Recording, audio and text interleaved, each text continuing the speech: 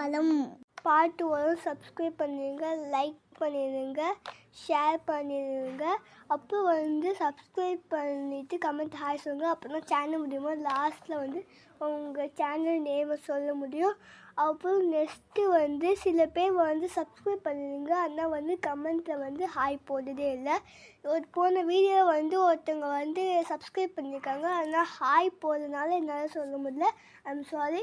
இனிமேல் நீங்கள் கமெண்ட்டில் ஹாய் சொல்லிவிட்டு அப்புறம் சப்ஸ்கிரைப் பண்ணுங்கள். அப்போ தான் என்னால் பண்ண முடியும். சரி, பாய் ஃப்ரெண்ட்ஸ்.